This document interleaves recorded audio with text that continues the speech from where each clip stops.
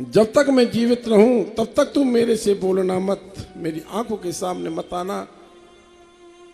ऐसे गिर करके राजा दशरथ महाराज ऐसे कह करके गिर पड़े, मानो सूर्यदेव से प्रार्थना कर रहे हैं, सूर्यदेव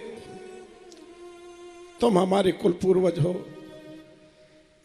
इस अवध का एक राजा तुमसे प्रार्थना कर रहा है कि तुम उदय मत होना, उदय मत होना।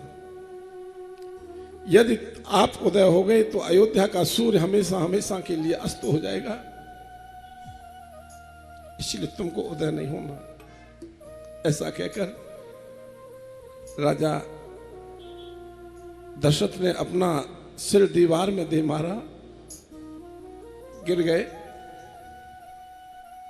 यह बात पूरी अयोध्या में फैल गई। जिसने सुना महाराज उसको ऐसा लगा जैसे बिच्छू ने डंक मार दिया हो। नगर व्याप गई बात सुतीछी, छुअत चढ़ी जन सब तन बीछी।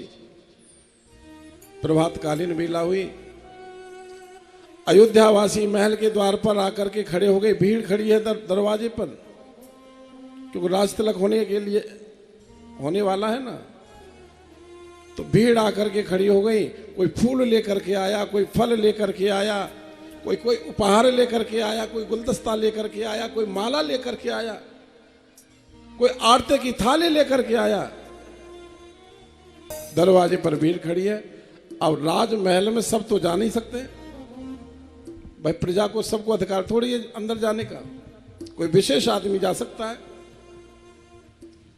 आपस में बात कर रहे हैं, क्या राजा जागे नहीं है, क्या तैयारी नहीं हुई अभी तक, ये क्या हो रहा है।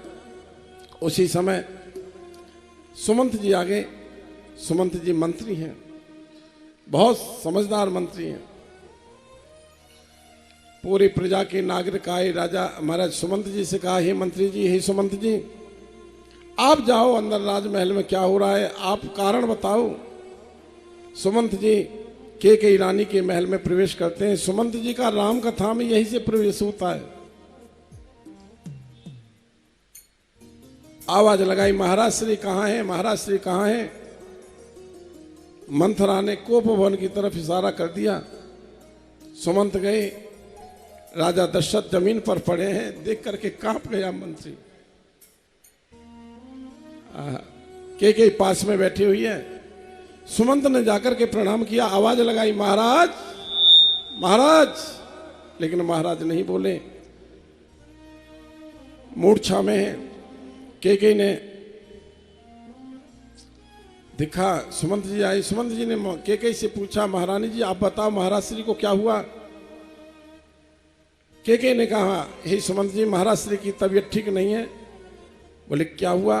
बोले रात भर सोए नहीं है, नींद नहीं आई है, और यदि तुम कारण पूछना चाहो तो मैं कारण नहीं बता सकती, पर इतना बता सकती हूँ, परी न राज है नींद तु जान जगदीश, राम राम रट भोर किया काहे न मरम महीश।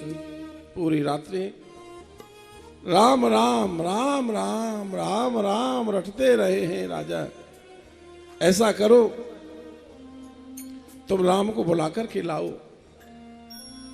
सुमंत समझ गए के रानी मुझसे कुछ छिपा रही है, कुछ छुपा रही है। सुमंत राजमहल से वापस आए। महल से जैसे बाहर आए, जो अयोध्या की प्रजा के नागरिक हैं, सब लोगों ने सुमंत को चारों तरफ से घेर लिया। कहा, मंत्री जी बताओ क्या बात है, महाराज श्री क्या अभी जागे नहीं है, क्या हुआ। सुमंत जी ने कहा, महाराज श्री राम को बुला रहे हैं, राम जी को बुलाया। सुमंत जी फिर वहां से राजमहल में गए। राम जी से कहा, हे राम जी, तुम्हारे पिता श्री अवधेश बुला रहे हैं। जिस समय सुमंत ने राम को जाकर के सूचना दी है कि तुम्हारे पिताजी बुला रहे, उस समय राम जी पूजा के वस्त्रों में थे। क्योंकि राज तिलक होने वाला था। पूजा के वस्त्र अलग होते हैं, इसलिए मैं भी आपसे एक निवेदन करूंगा, आप पूजा के वस्त्र अपने अलग रखा करो। बाहर जाने वाले वस्त्र हैं, उनसे बाहर से आए और उनसे पूजा घर में बैठ के नहीं। पूजा के वस्त्र अलग होते हैं, और उन वस्त्रों में भी धोती कुर्ता हो तो और ज्यादा अच्छा है। राम जी पूजा के वस्त्रों में थे। अब सूचना मिली, उन्हीं वस्त्रों में राम जी चल दिए। सीता जी को यहां शंका हो गई, पर बोल नहीं पाई। राम जी ने जाकर के देखा, पिताजी जमीन पर पड़े हैं, मुख मुरझाया हुआ है, होंठ सूख रहे हैं, आंखें अंदर धंसती जा रही है, पीला चेहरा पड़ा हुआ है, शरीर में पीड़ा हो रही है। राजा दशरथ के आंखों में आंसू है, इस आंख में आंसू आता है, इधर टपक जाता है, इस आंख में आंसू आता है, इधर टपक जाता है। राम ने कैकेयी से पूछा, मां क्या हुआ? मोहि कहो मात तात दुख कारण, करिए जतन जे होए निवारण। हे मां, मुझे मेरे पिताजी के दुख का कारण बताओ। मेरे पिताजी के दुख का क्या कारण है, मुझे बता दो ना मां। करिए जतन, मैं बहुत प्रयास करूंगा, यत्न करूंगा, जो होए निवारण। मेरे पिता के दुख का दूर करने का मैं भरसक प्रयास करूंगा। मुझे बता दो, मेरे पिता के दुख का कारण बताओ।